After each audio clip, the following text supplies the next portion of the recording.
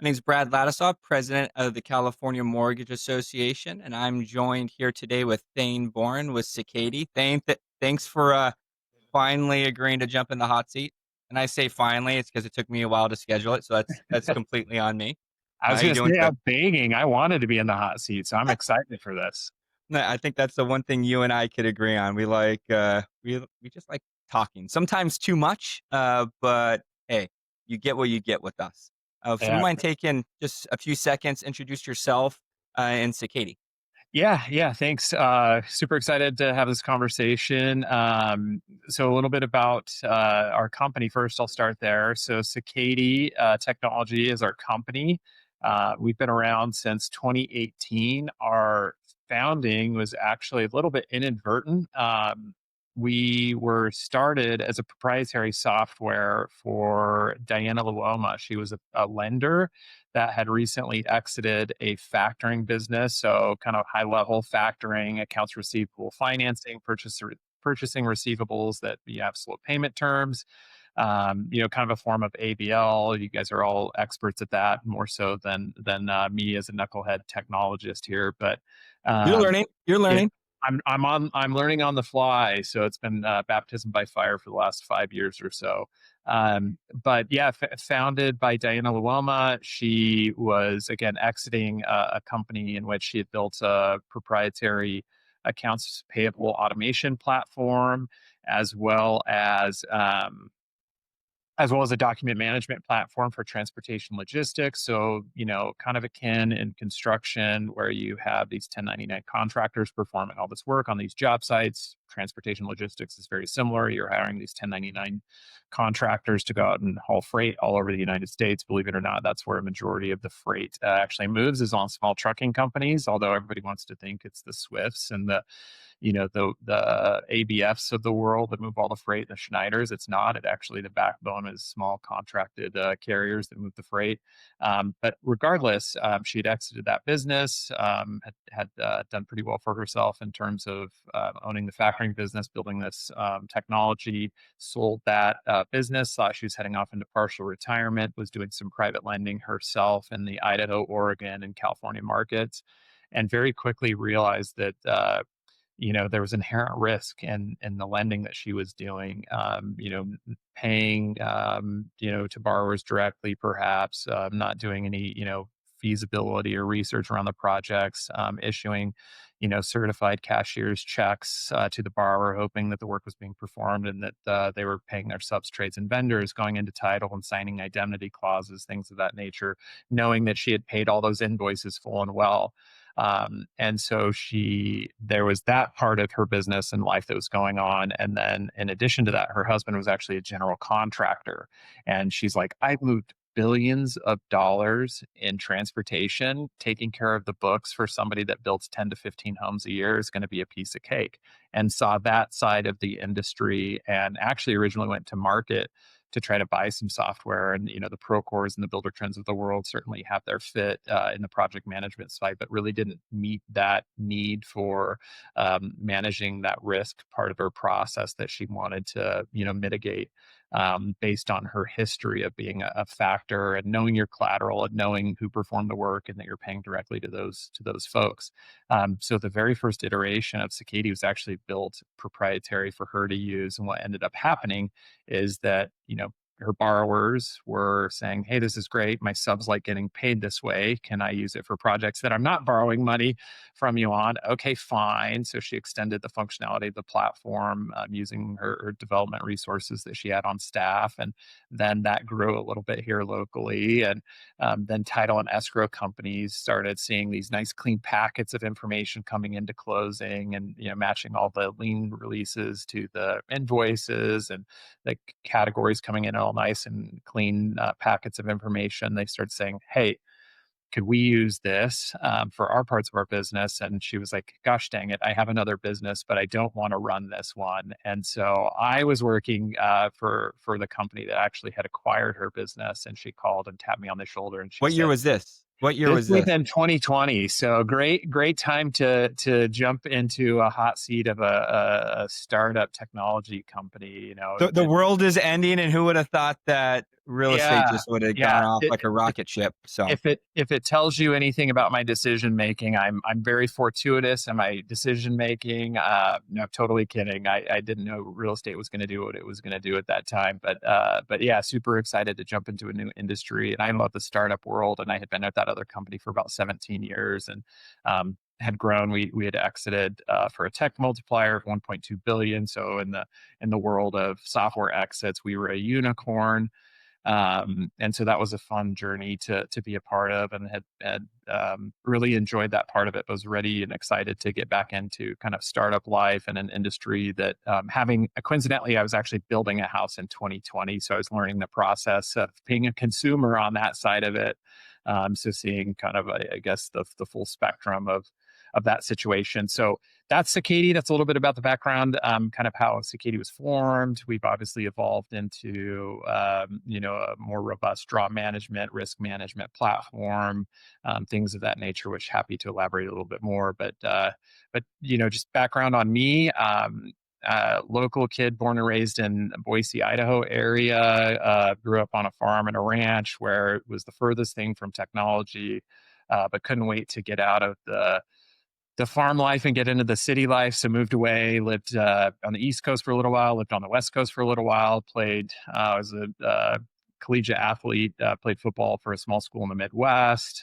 So went back there, thought I was going to, go into sports rehabilitation.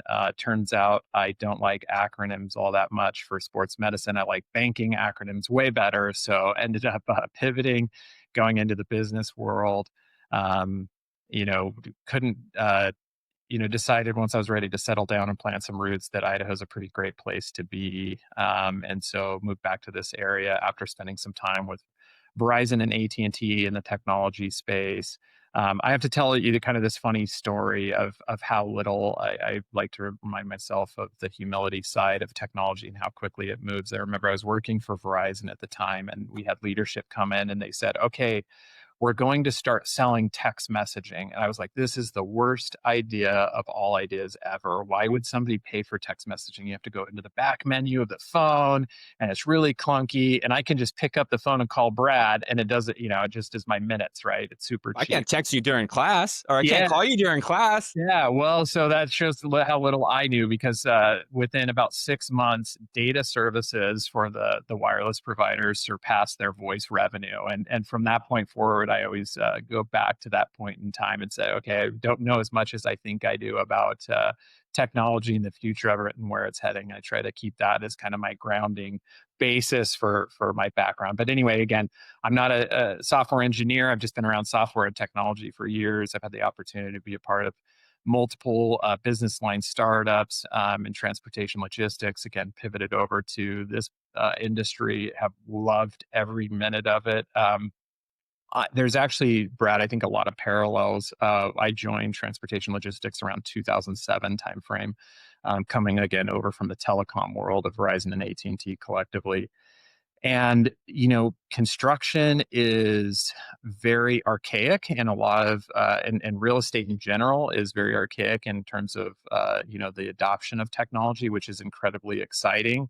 I think sometimes people can become enamored with what's the next great disruptor in technology, and construction's it, right? Everybody wants to get their feet into construction and real estate, and just think that they're going to automate every single process ever. And I'm not really sure if that's the case, but I do think that there's a place and a time for technology in this space, certainly for automation, moving away from spreadsheets and emails, reducing friction around relationships. But my personal opinion is on technology is I like to think of it as an enabler and not a disruptor or a disintermediation of relationships. And even if you think about it from the perspective of What do you mean by that, enabler versus?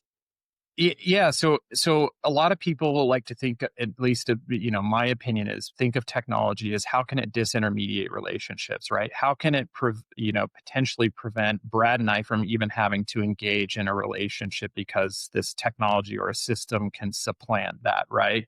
But if you think about it, technology really should enable a relationship. So it should allow me to spend time on my relationship with you. So as technology becomes ubiquitous, right? If you and I had the same technology or similar technology, even if it was from different vendors, and it fully automated our entire work day, you and I are going to go back to our relationship with one another, and we're going to focus on that. So again, even if the And entire, do this, and and we're jump going to in the do hot this. seat and do this, call it shaking hands and kissing babies, 'cause I've often said that, uh, I think you could automate yourself out of existence if you try and over automate That everything, 'cause there is at the end of the day, whether you're selling a software, building a software, originating loans, closing deals, we are very much in the people business. Because if you absolutely, guys develop a software, you need to be able to explain how it works, and if yeah, you're over automating everything and taking the human aspect out of just running a business,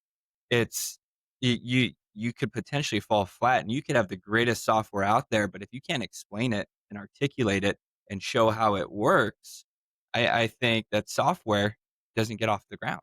you're So ab- you're absolutely right. I could not agree with you more. And like I said, our philosophy here and our culture is our job, and I tell our team this all the time. Our job is to not disrupt a relationship. It's to enhance and drive more efficacy around process and procedure that allows people to get back to relationships, right? So think of it, obviously we do inspections, we do draws as part of our core part of our business. So if we can help um, reduce friction around the draw ordering process and the inspection ordering process. And we can allow you to pick up the phone and have a more meaningful conversation with your borrower, not on the status of the draw or the status of the inspection or when they're going to get their money or anything like that. But how's this project going? What's your next project look like? Right? Those are the kind of relationships that we want to foster by enabling that time and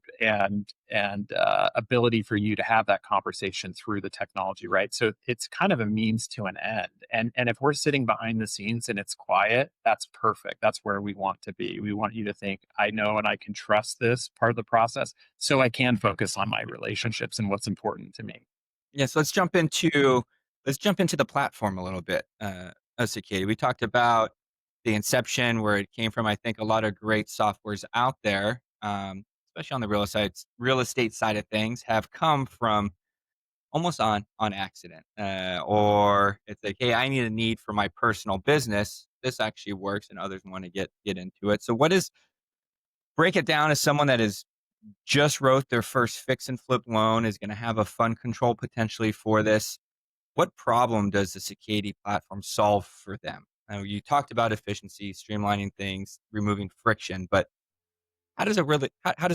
Can Yeah, you? how does it work? Yeah. Really, I like to tell people our software replaces, or at least potentially has the ability to replace emails and spreadsheets. Meaning, instead of you emailing a spreadsheet to an inspection company, having them go out and perform that work, and then trying to tie all that back together to a budget, things of that nature, right? That's really the core of our platform. So it's replacing that at its fundamental step.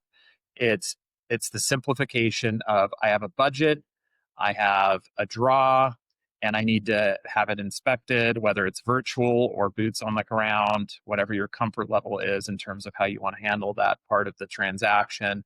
It is that step of that part of the equation, right? And so then from there, you obviously have your ability to make your risk decisions on how much funds you want to disperse, the proof of the work that was completed, things of that nature. But that's fundamentally where our system starts, and I would say our core competency. From there, and this is where we started, as I mentioned, kind of in the payments and document management space. So we are a payment processor, so we can handle payments to trades, vendors, and suppliers, to your borrowers, to basically any payment that you need to debit or credit within a transaction. We can help facilitate that as a payment, what's called a payment processor. And then expanding upon the functionality from there, we can't go all the way up to a full fund control relationship. Now, I want to be super crystal clear. We are not a fund control company. Our technology allows for fund control. So we have fund control companies that use us, as their operating system, meaning they handle everything from kind of cradle to grave within their fund control world within our operating system. Or we have private lenders that have perhaps in-house fund control that handle that entire part of the transaction or relationship within our system. But it's not always a one size fits all for us. We like to scale up and scale down based on the needs of the business at that time. So you can choose us to use payments or not. You can choose us to run your inspections or not. You could choose us to manage your change orders or not. You could choose us for all of fund control, to enable that part of your transaction or not. So I think we're incredibly scalable as it relates to the needs of the business. And one of the things that as I look at the industry and the statement of construction in particular is not a perfect science, it's very hard to hard code what the risk decisioning should be. So really, what we've tried to focus on as a technology provider is to say, Brad, you tell us what your risk thresholds are. We can certainly help you with best practices. We can help you with what things that we're seeing in the industry and things of that nature. But we would never want to try to prescribe to Brad what your risk tolerances should be in the projects that you're running through the platform. We just want to give you the ability to configure what your risk thresholds are, the stakeholders that are important to you on that particular file or project, and then allow you to manage that through our system. Yeah, and then your system, the way I envision it, it's almost just like a central hub where lender, borrower, or any potentially GC could have log into the portal and have access to that project or all the projects they have going on, and they could be it would I envision being broken down per project. So you're It is. at Oceanside property, we 50% complete. Our borrower, instead of emailing me for the request, say, "Hey, Brad, I need to send me the rehab draw request, borrow authorization to start the process." Me send that to them. They send it back. Then I order the inspection through our inspection service. That comes back. I'm wrecking everything in between once that report comes back. And then I'm emailing our fund control to have that disbursement. Mhm. It sounds like Sekady just brings that all together to where if that borrower wants to make a request, and correct me if I'm wrong, borrower wants to make that request on Sunday, maybe it's opening weekend of the NFL like we're about to go through. I'm clearly not going to be functioning potentially at 3 p.m. on Sunday to process that. They can make that request and it could start everything behind the scenes. So we're not really skipping a beat come Monday morning. Is that Absolutely. Yeah. So if you think about things like version control, right? You're no longer managing version control on saving different spreadsheets. It's capturing all of your historical events that have happened within the project at that point and on a go forward basis. All of the artifacts that are associated with all of that. Again, the request itself, the tracking of the request, the date and timestamp of all those things. All of that's there. It's all I think you just said this really well, right? We're in the world of portals, right? Borrower portals, subcontractor portals, lender portals, right? We're a hub, so we bring all of that together. And if you want to consider us the conduit, so a hub and spoke approach, right? We are the hub, but we also have conduit to make sure that we can connect into all those various parties that you just mentioned. And again, highly configurable in terms of how you want to approach your risk and your risk tolerances and things of that nature. and you guys are a tech company, so integrating with other service providers, whether they're inspectors, fund control, it sounds like you have that ability to integrate to further streamline that process with other potential companies that we utilize. Let's go to inspectors, for example. Borrower makes that request. Like I said, I'm Sunday hanging out with my kids. I'm not going to be. I don't want to be processing that or starting that process Sunday, so it gets going Monday morning. That request happens on Sunday. Things start happening behind the scenes. Are you able? But you guys have inspection companies that are already set up and approved on the Sekady platform, where once that borrower submits that request, that inspection can kind of get going, or at least ordered with them. Uh, Absolutely. and Yep. then after that happens and that report is completed, does it just automatically go into the platform, or is it sent separately? Like how does that process work? Yeah, so great, great question. So in terms of integrations, and I'm gonna squirrel topic on that for a second, but I'll answer your question first. Is yeah, so we're integrated with several of the nationwide leading inspection networks. So we're very proud of our marketplace and our partnerships in our marketplace. So whether it's Trinity or NBMS or Inspectify or CIS. Those folks are all part of our inspection network, and we've connected in with those. And then we also have some just standard inspectors that use our platform that you could have a relationship with independent of those inspection networks. And so to answer your question around the integration, yes, so we're connecting in. So two systems speaking to one another, systematically. So when you're doing your request and you say, okay, here's for example, my preferred inspection network, I want to use them. That's all tightly integrated. You're going to select them. The billable amount for the inspection network is all there. You're going to execute that. It's going to send the order from our system to theirs. You don't have to touch anything. They receive that inspection. They assign it. Once the inspection is complete, all the results of those inspections are tied back into our platform, all while you clicked a button and walked away. And so you'll get the notice that that inspection's complete. It's going to tie it back to any of your cost categories and your budget and your scheduled values, things of that nature.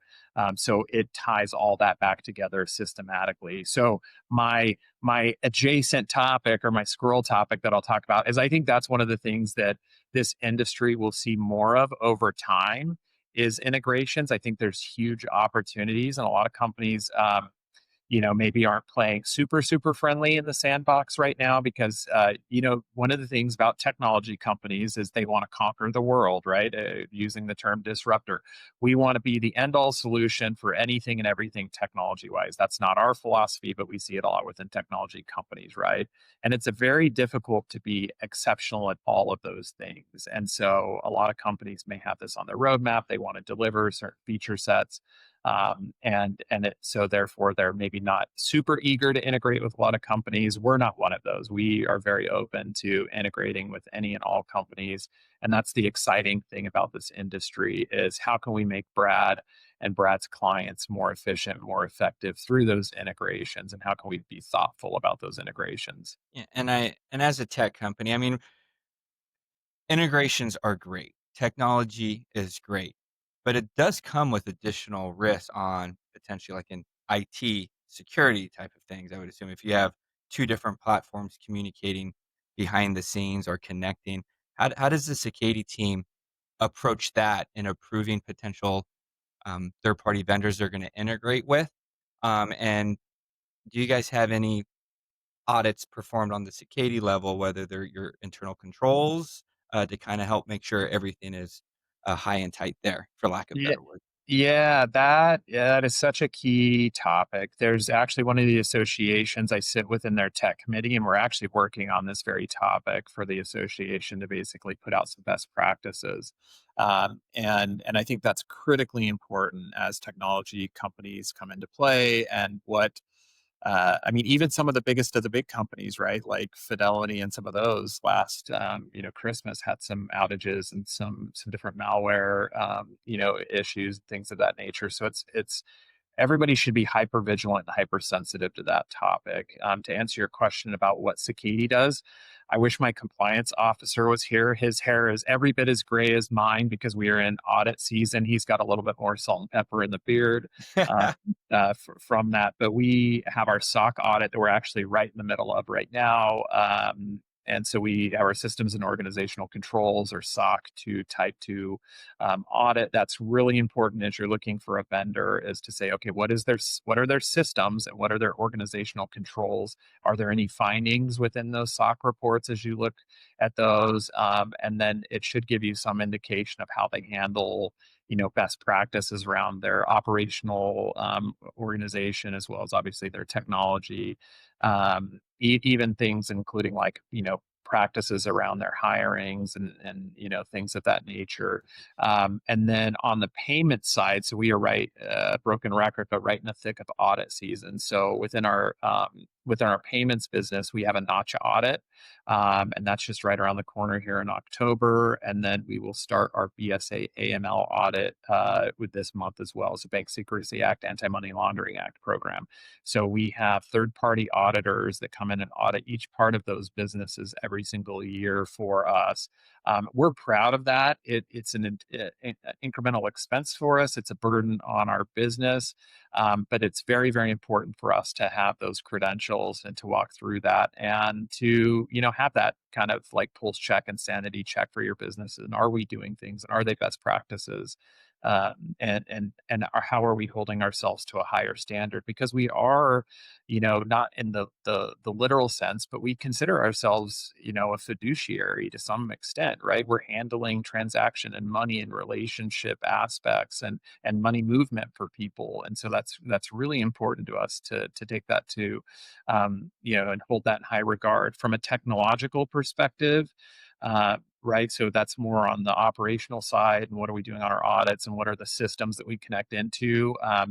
That does being SOC 2 Type 2, certified. We have to hold our partners to a different standard, right? So we have to make sure that they're SOC certified or that we go through some level of review and scrutiny with which companies that we interact with and which companies we interface with and what type of risk scoring that we give those different entities that we're working with. So all of those questions that you just answered is kind of a long-winded way to say, yes, we have to look at each one of those. And then you can get really kind of granular into, okay, well, what type of technological solutions are you using, right? Like multi-factor authentication, what type of encryption? So we use 256-bit encryption. Bank rate is about 128. So, 256 AES bit encryption. So we take that into high regards. We have redundancy. We have certain service levels around, what's our uptime, right? So 99.999%, or they call it 5 nines in the technology world, right? So what's your uptime? All of those things. And by the way, anyone that wants to reach out and has questions about this, I'm happy to talk to them. I'm not like, it's not a sales plug. I want to Yeah, as promote. a recovering auditor, I'm this is I was at EY for a number of years out of school and, internal controls and doing walkthroughs and all that. It's so you Yeah, in some of those. are there any sticky notes at the bottom of the keyboards, right? Like what? Oh, password 123, and it's all for everyone on this level. I mean, just all the way from access to the software through walking through just the day-to-day operations. Every single thing of your or item, uh, part of your process is every level is effectively walk through and Mhm. said, hey, this is either a big hole in a high risk part, or everything is as you say. I'm kind of oversimplifying it, but taking your process from A to Z with an auditor, and they're kind of testing that on the sides to make sure that what you guys say you're doing is actually happening. Is that kind of how for the non-accounting and tech and Absolutely. auditing crowd, is that kind of how Yeah, that process works? Yeah, we really do put our money where our mouth is as it relates to all of those things, including, on-site inspections, right? So we, being in the banking space, we have access to certain tools around like looking up historical data and information and backgrounds, and you're held to a certain standard and in that regard, right? So whether it's SOC or those types of audits, we have on-site inspections that are frequent. We even have random virtual inspections where they will, go through our office and they have cool tech where you walk through and it's almost like it's almost like the FaceTime call you don't want to get, but you walk in the office and kind of show them everything. And so, even down to cabinets being locked, right, and things of that nature. So it's a pretty heavily The most scrutinized. basic level of control. Do you actually have the check secured and locked over here? Yeah. Yeah, absolutely. Yeah, we go through all of it. Yeah, we are living that dream or nightmare, depending on how you want to look at it right Yeah. now. So Depending on what side of the table you're on, you know? yeah, so my stress and anxiety levels from like August to about November are a little bit more heightened because that's our audit season. But we do, we even do things like self-performed penetration tests, and we hire different firms to try to gain access to our platform. Something that's I think just personally that's really important that we do here is I would recommend folks to go out and look at this in their own business. Is there are companies like Know Before that will help you with your security trainings for like phishing attempts, and they have different online trainings, and you can really kind of get a benchmark for where your company's at in terms of current threats within the industry. So we have Know Before, and we have a few other different programs that we use to train our staff around those attempts and what happens in the events of outages and things of that nature. So we go to pretty great lengths to try to make sure that we're at the highest standard that we can hold ourselves to. Yeah. And then on the platform itself, like, walk me through the onboarding process, with your team, because I feel and then we're gonna pivot a little bit and go into some of the risk mitigating factors. I think you touched on title early on. I think I know a lot of lenders use their lender's instructions and their title insurance as just to check the box, but there are a lot of carve outs in those policies, and you're kind of repping a little bit on the front end that you have certain policies and procedures in place as it pertains to the fund control component. Title is, of course, concerned about mechanics liens. We want mechanics liens coverage. They don't want to issue it. And if we have a fund control, they're always kind of pressing on how is that actually done? Do you have checks and balances in place with each release? Do you get waivers and releases? Things of that sort. But to the onboarding process, how does that work? I don't think you're gonna be onboarding me. What's the team look like? Who would I be talking to? Say I'm a fresh client, we met at a conference, the CMA conference next, month in October. Yeah. I'm like, "Dan, I wanna get rocking and rolling with your platform. I think it's gonna solve a lot of problems or at least bring everything in one spot. I have a spreadsheet here, here, and here." Who am I reaching out to? Yeah, so there's really kind of two flavors of that. We have our direct implementation team that's going to really handhold you. They're going to do what's called a discovery discussion with you. They're going to determine, your processes, what loan types you guys are working with, any systems that we may need to connect into, like you mentioned. What's your inspection network?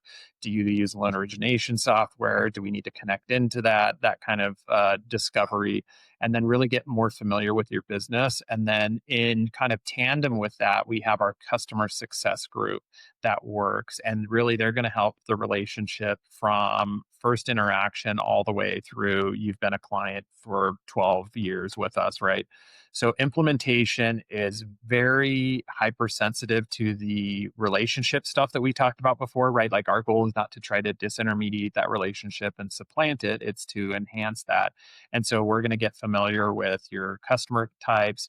Are you trying to pay direct to subcontractors? Are you trying to pay to your borrower? Just get familiar with your business, your operations, and then really dive into the change management. And that is probably one of the most um, interesting topics that we have in this industry because we have cut checks for 20 or 30 years, and some of these processes are so just ingrained like muscle memory into who we are.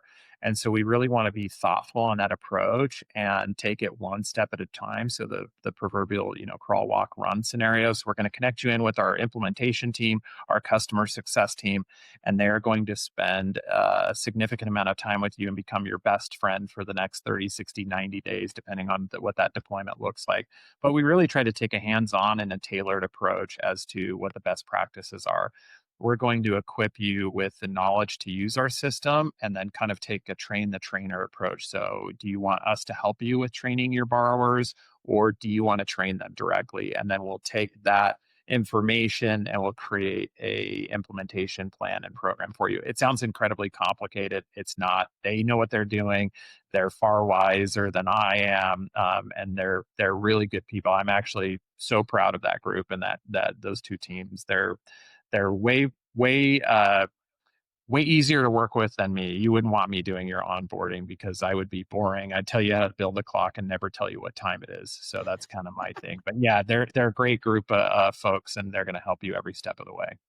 No, I think having access to the support is extremely important. To your point that you made a few minutes ago, it's every tech company wants to come and conquer the world, but they're tech guys. It's like, is this actually, um, what do I wanna say without being too mean on the tech crowd?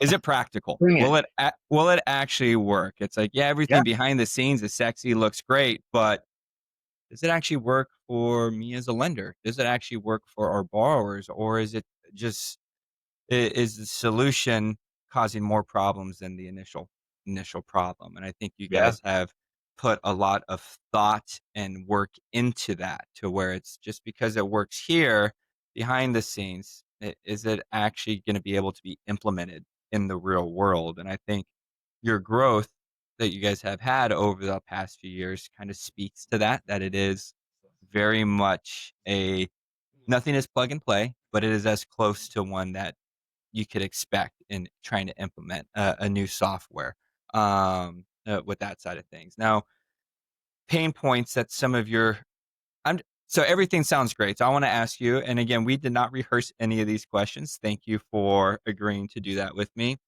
What are some pain points your clients have had as part of the onboarding process? And then how does your team kind of solve those problems?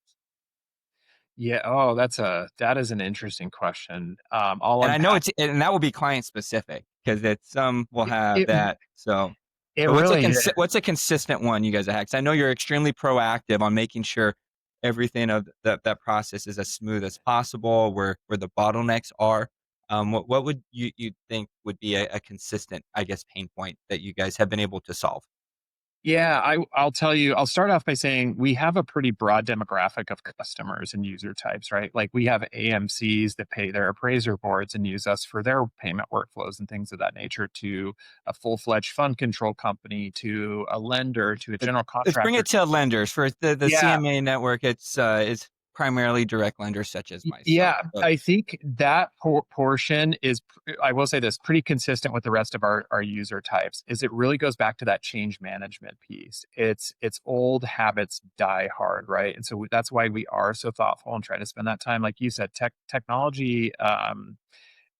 You know, it's kind of like a pile of manure. If you just kind of pile it up and have it there and sit there, it doesn't do any good, right? But if you can, spread it around and make things grow, that's really kind of where you find the best application for it. And so it's like, how do you get that and get it used, and how do you get value behind it? And I think the biggest pain point that we see is not having a strategy around how to implement the technology. And again, we can help with that, but I don't run, the CMA, and I don't run SNL Capital. And so for me to come in and I can tell you best practices, but really what's your strategy and what's your initiative on how you're going to roll that out, and how can we work with you on that? Because you can have a really good experience if it's well thought through, or you can have an absolutely terrible experience.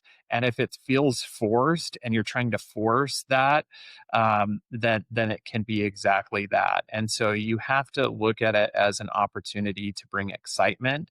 And not force it down, your team's throats, for example. And so we see that change management element being, a major hurdle for some organizations to overcome. And it can be something like, I've cut checks. I always use this example, but I cut checks for 20 years and I'm really, really good at cutting checks. And it's like, well, you can be really, really good at a bad process, right? And is the company paying you to, cut checks, or is there more value that you can add, right? And so not letting the fear of new overcome and rule a company, and have that kind of cast a bigger shadow over what the original intent and purpose was for purchasing the technology in the first place. So I guess long-winded way to say, I think the biggest hurdles that we see is realistically change management. And like I said, I go back to, we replace spreadsheets and emails. That is about as unsophisticated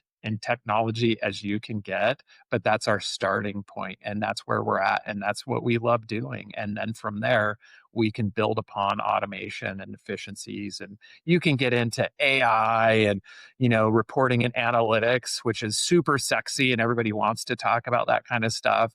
But if you can't handle some of the fundamental things and even get over the first hurdle, then that is all just pie in the sky stuff. And I like saying you have to trust the process, but letting go is also part of, I think, trusting that new process. And am I putting myself in more of a review position, or my team in more of a review position, and allowing the technology behind the scenes to handle the kind of the mundane tasks or the time-consuming tasks of drafting the email, finding the email. "Oh, shoot, it was in the spam. I didn't even see your request come through." It sounds like it can Yeah. solve a lot of these items and free up the time, which we touched on earlier, to do what you do best. Yeah, I'll ask you a question if that's okay. Let it rip. Does your client care that you key data into a spreadsheet? Is that what they have a relationship with you for? Is that why at the end of the day somebody comes and works with you? It's these baby blues, of course. No, I'm just kidding. It's they don't care that it's in a spreadsheet. They should care that the processes are sound, but they don't. They wanna know that the money is there, and they wanna trust the process and understand the process. How do I get my reimbursement? And if you Yep. tell me it's gonna be out in 24 hours or 48 hours or 72, whatever that timestamp is, ship better be there on that date, and I don't care how you do it behind the scenes, it needs to get done. So that's where they're at, and I think accessibility, and the ability to get those funds at a faster clip is important to them. Eh Absolutely, and they care that you pick up the phone. They wanna know status, and they wanna know that you're there for them, and then they wanna know that, that why they consummated a relationship with you, right? You're their lender. They wanna know that those funds are there. They don't necessarily care how the sausage is made, and sometimes that trips people up. They're like, "No, no, no. My client's paying me to key this in." It's like they honestly don't care about that. They care that you'll respond to their email. They'll care that you pick up the phone and talk to them, and they care that you have time, and that they care that you're there for them again when they need you for their next part of their business. But they don't care about the other stuff behind the scenes. and it's productivity as well. How can I get the most out of my team in the few hours we have throughout the course of the day? Yeah, I could work so many 12-hour days in a row, but there is a tipping point during the course of the day where your ability to perform at the clip you are at 9 a.m. in the morning starts going down to where, hey, we don't need to work 2 hours. Can we implement something, whether it's a new technology, policies, procedures that allow us to get home at 5:30 and have dinner with Mhm, the kids, have something kind of going on behind the scenes because cutting checks, going back to your example, also goes back to record retention that you have to do. So you're cutting the check, you're making a copy of the check, you're making sure it's all paired up with your invoices, whatever you got to do for that. If you're not, you probably should if you're going to from a mhm, procedural side of things. But it's what can we implement to be as productive as possible in a normal working day to where we could spend time with the ones that matter most. And I think I would say that's my family.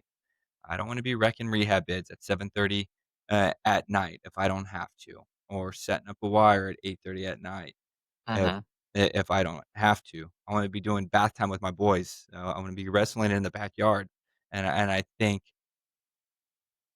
understanding that kinda puts things into perspective. And again, it does take time, and it's not you're not saying, "Hey, we're gonna come in and upend your procedures and have it changed." It's like, let's have a conversation. Let's walk it through. How do you do things? And this is a shout out to George Flint, that I've known George for a number of years, and he was the one that originally connected me with you guys, and that's how it was. It's no sales, it's no pressure. It's like, how are you guys currently doing things? Like, I think I can make your lives a little bit easier.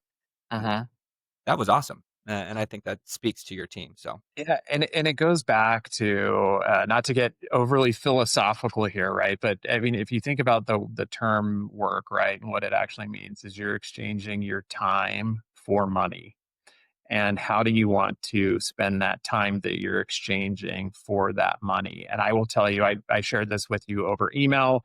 I in January of 2023 I had a heart transplant, and that was the last thing that I could have ever imagined that was going to happen to me at that time, right? And very, very, very close to not being here and having this conversation with you, right? Like probably that's a story for a different day, but numerous times almost passed away.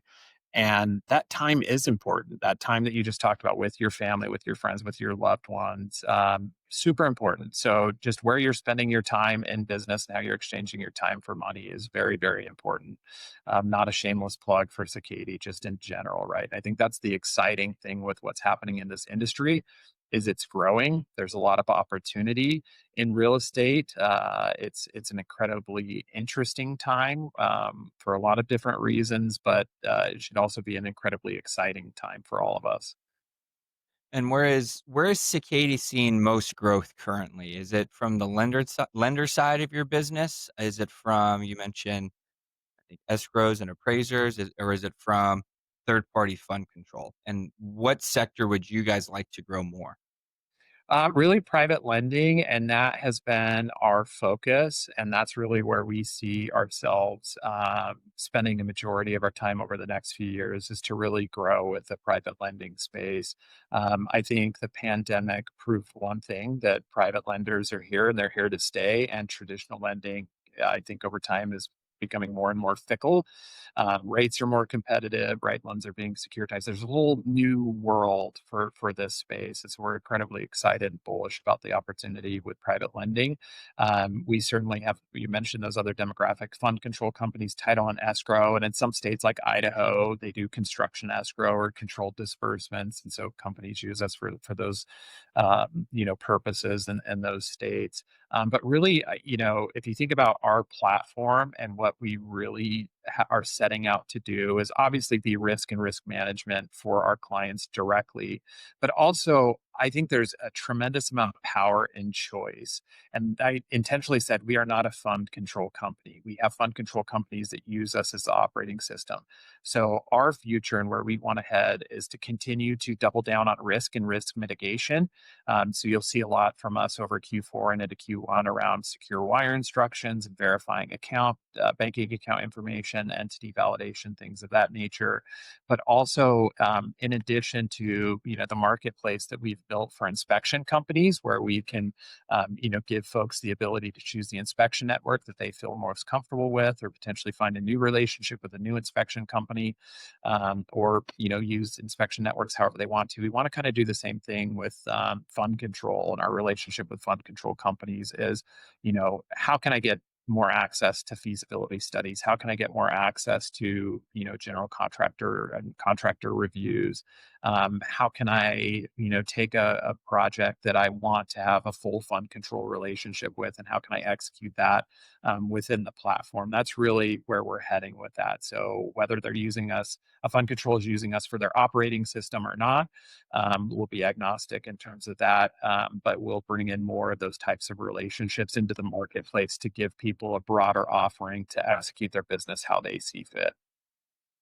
Yeah, and I think it's important to highlight that we are not a fund control company. And I'm sure you talk to some third-party fund control administrators out there, and they see you as a competitor. Like, hey, you guys are trying to take our clients here, and it's like, no, we're just a software behind the scenes that could potentially streamline their operations. And like you said, you have your approved inspectors or whoever you want going out there. Sounds like you're pretty malleable and customizable on saying, hey, you guys have your 12 inspectors that do all your inspections in Southern California. I'm just doing an arbitrary example here. I'm sure there's a way to be set up to where it's like, oh, those are effectively the 12 that are going to be your go zone when it's time to your borrower or client or order something, and everything is just centralized just in one spot, and Absolutely. it's SOC compliant, which I think a lot of individuals out there don't understand. I think the value that actually does bring, and I think the efficiencies that we've highlighted here allow people to just do what they do best. Is that shaking hands and kissing babies? Is that meeting with clients on the golf course, surfing, whatever it may be? Or does it go to building out another part of your business that will help you scale? And I think those all need to be taken into consideration, and it's tough to do that. Technology scares the shit out of me. I'll be the first to tell you that it's extremely important, but I'm petrified of the IT risk of adding something or having someone be 100% remote or outsourcing something overseas or whatever it may be. There's challenges and risks with that, and it's, hey, who am I aligning myself with, on that, which is always a Yeah. hurdle. It's always a hurdle. It is, and that is, that fear of technology is not going to go away. We've referenced AI. I mean, it seems like every day I'm getting some email header that's saying, this company just laid off 5,000 people because of AI and AI agents, and the reality is there is an application for AI, but it's not going to displace humans, especially not in this space. Now, data entry, chatbots, sure, there's an application for it, but I'm less concerned about that part of it. I'm actually more optimistic about the opportunity that humans can have interacting with technology in this space in particular. No, and I think you highlight some good points there. It's yes, AI will displace some jobs, but in the long term, there, especially in real estate and investing. If I have an investor that's about to cut a check for a $5 million loan, he doesn't want to be talking to my AI bot. He's going to be talking to me. And that investor is not going to get comfortable with our company and our underwriting and our policies and procedures reviewing something on the computer or chatting with an AI agent. It's in person, shaking hands, looking at him in the eye or her, them asking me tough questions in person. You can't replace that. I remember during COVID, I mentor students at Cal State Fullerton, their business honors program. And during COVID, of course, everything was in shutdown. Uh, so that these were Zoom meetings. And I remember one of the professors on there was saying, hey, handshakes will go away as we know it. No one is going to be shaking hands in the future. So students, you need to kind of gear up for that. And I'm the youngest mentor on there. And I was like, I have to respectfully disagree. I went golfing with someone this morning and we shook hands. The handshake is the very um it's the first impression you set. And believe it or not, having a bad handshake can set the tone for a meeting. But meeting Absolutely people in can. person is important, and we're all shaking hands today. So it's Yeah.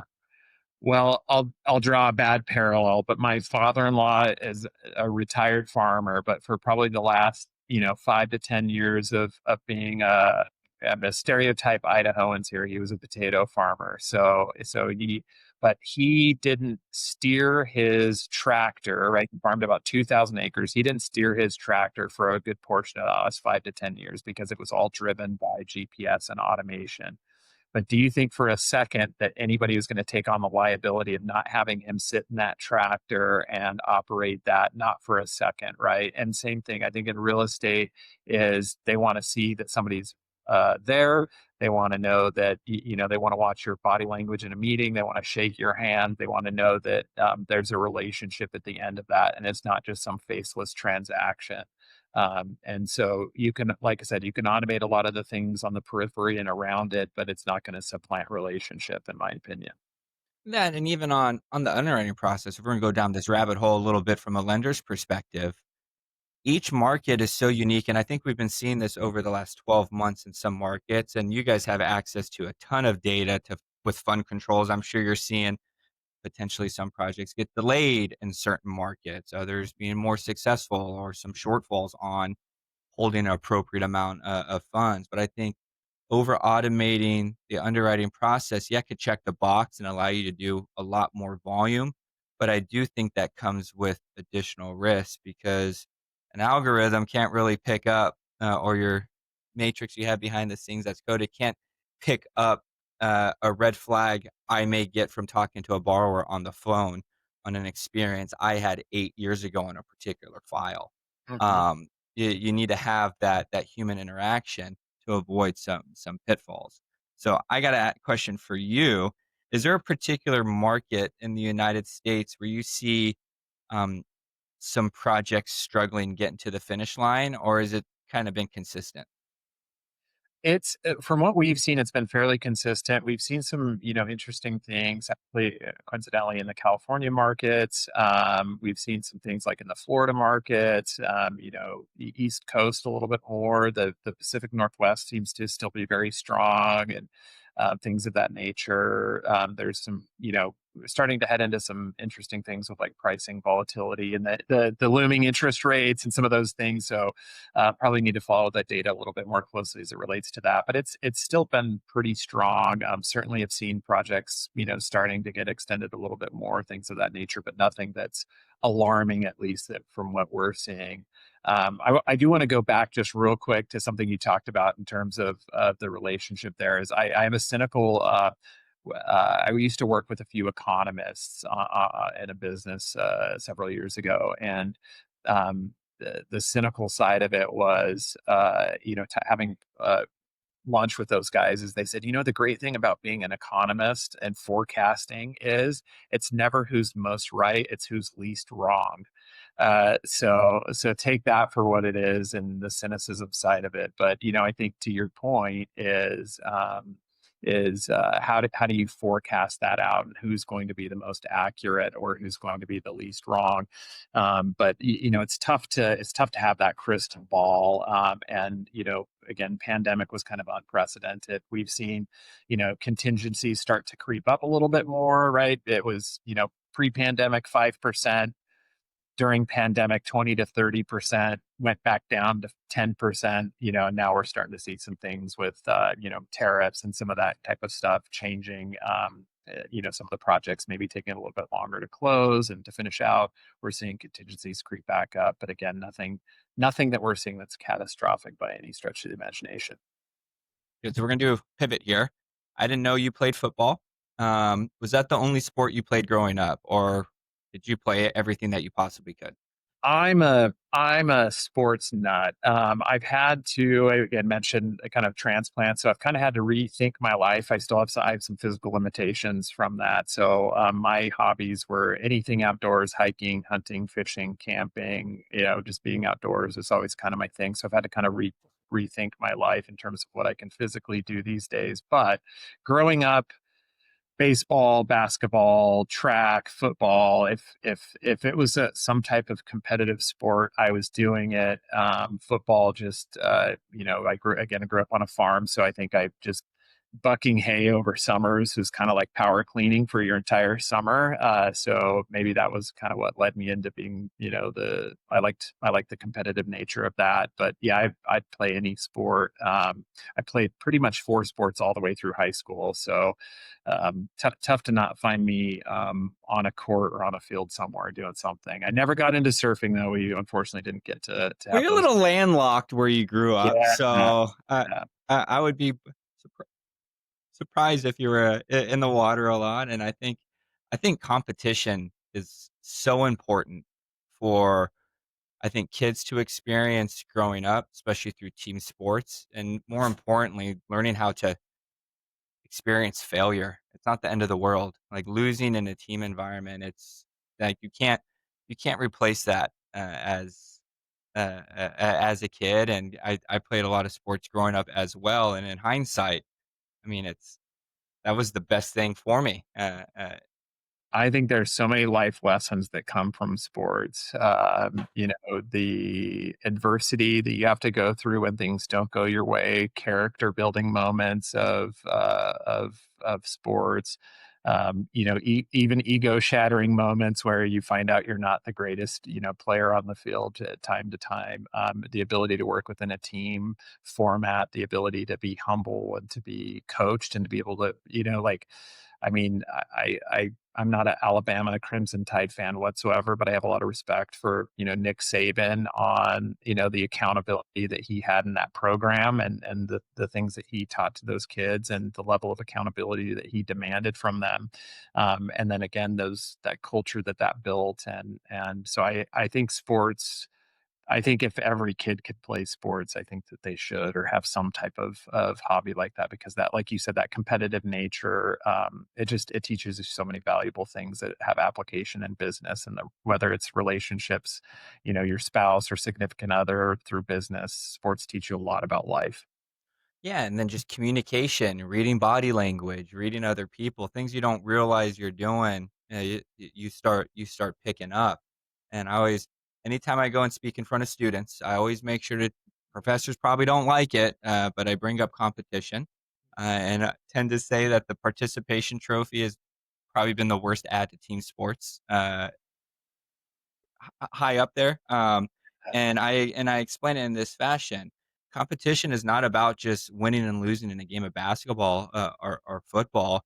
It's about marginally improving yourself a little bit more each day. That is a form, of competition. And I always ask the students, how many of you are competitive? Half of them will raise their hands and they're immediately going to sports. So then I'll follow up that question with, how many of you are okay getting a C in this class? None of them raise their hand. How many of you are striving to get an A or do the best that you can on every test? And a majority of the class is raising their hand. I was like, that is a form of competition. You don't like complacency. You don't like mediocrity. You need to you have that backbone, that competitive backbone. Again, it's not just winning and losing in sports or flipping the monopoly board, when you lose. And once I put it into that perspective for them, you can kind of see the light bulb turn on a little bit, and it drives innovation. I think it's important. I couldn't agree more, and I apologize. I wish I know the name, it's just not coming to me, but if you follow, British cycling years ago, they were one of the worst teams ever, and it's the whole idea around marginal improvement, right? They brought in this new coach. Everybody was expecting these, major, transformational elements of these huge increases, and that his whole philosophy was, "No, we need to get 1% better, every single day." And so from going to what pedals and chains and tires and what pillow are you sleeping on, and how do you marginally increase, and then they ended up being world champions, and I think Olympic medals came out of that, and I really think about that in terms of business and in sports, right? It's not these huge dramatic swings. It's these small incremental changes to stay innovative, to stay thoughtful in your process, to get better. And I see your social media posts and you're out there, throwing the ball with the kids, and I absolutely love it, right? And they're not Babe Ruth day one, but it's spending that time and getting those marginal improvements that I think are key. And they build character through that process, and I really like that approach, because we are not perfect. We're all humans. Technology is not perfect. We're not perfect as lenders or business people, right? But our character, and showing those improvements, kind of that one step at a time, or that 1% better at a time, I think it's an adage that I certainly can relate to and appreciate in my life. That's true, and it sounds cliche or kinda tacky to say it, but when you really break it down, it's true. It's like you don't need to go from 0 to 100, but just a little bit better each day.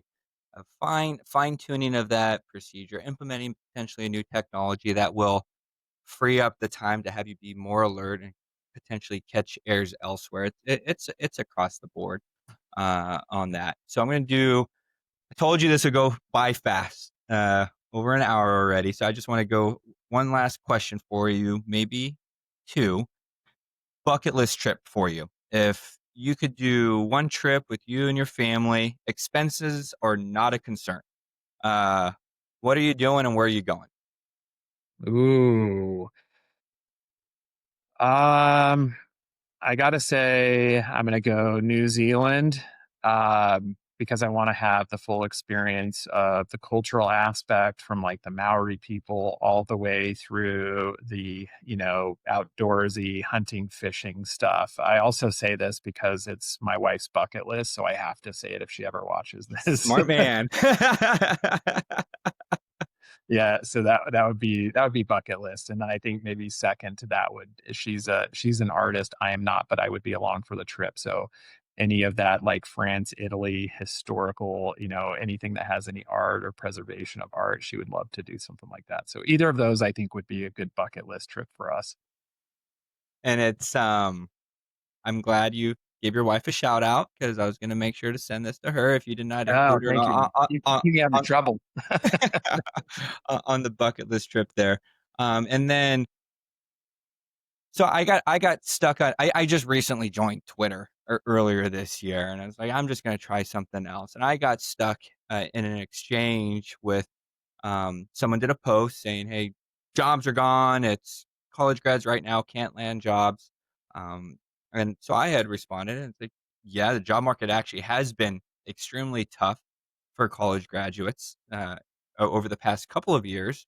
Landing a job right out of school has been extremely challenging, and I just simply made the point the students that have been networking and establishing their network throughout college, and not necessarily working for taking an internship, but just working in general, is extremely important to help land that job out of school. Just simply having the degree from a prestigious university is not enough. If you Mhm. had to do one recommendation or make a recommendation for a student, irrelevant of major, that they're currently going for, but if you had one recommendation for them going through school now to kinda help them coming out of school potentially land a job, what would that be? And again, this exchange happened this morning, so I didn't even know I was gonna ask you this question, but I just wanted to ask you that. Um, my best advice would be, well, I can appreciate the fact that, you've gone to school, you've gone through the effort, you've put in the diligence of going out and getting your education, and that credential to me is paramount and critically important. I think equally important is the humility and starting and learning through the school of hard knocks. I can think of I'd like to think I have a doctorate in the school of hard knocks, right, on learning what to do and what not to do. And while that credential and that degree is important, you've got to start somewhere. And doors will be opened if you have that humility and you're just willing to start somewhere, even if it's for less prestigious pay or for a less prestigious company than what your aspirations had hoped for. That work experience is second to none. And I think people will look at that and that history and and find value in that. And so I guess to the best way to make it more concise, humility. Start somewhere and be humble and work hard and hustle. Yeah, and it's not being afraid to have the conversation. It's I remember Mhm. going through the recruitment process when I was in school, and I had the internship, I had a few other, jobs, but the one job that I had that caught the attention of Ernst& and Young and their recruiting team is that I happened to work for Budweiser, and that was my icebreaker.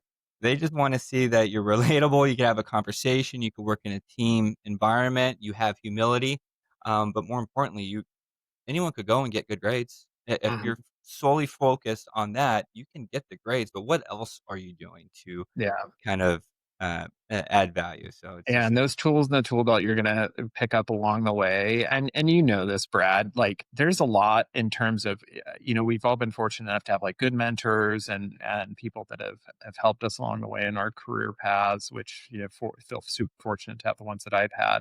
But a lot of times in business, if you're just making observations, you learn what not to do, which is every bit as important as learning what to do. And so starting somewhere, and like you said, going through the process and just being receptive to it, I think is so important. And it doesn't take, oh, if I start here, it's going to take me, 15 years to get to where I want to be. It's no, that's not always necessarily the case. Just, be humble, stay hungry, hustle, all those things that can get etched into a wall or on a frame of a picture, seem to ring true. So there's something to it.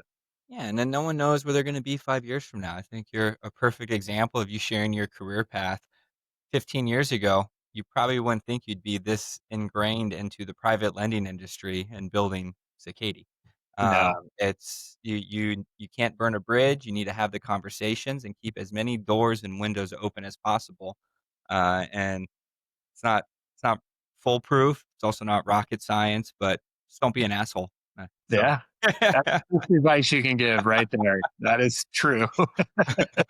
Right on, Thane. Well, I really appreciate your time. This has been a lot of fun chatting for this nearly hour, 15 minutes. Looking forward to meeting up with the Cicady team next month in Monterey for the CMA's fall conference. And thank you again for your support and jumping on. Yeah, likewise. Thanks for having us. We're looking forward to CMA as well. All right.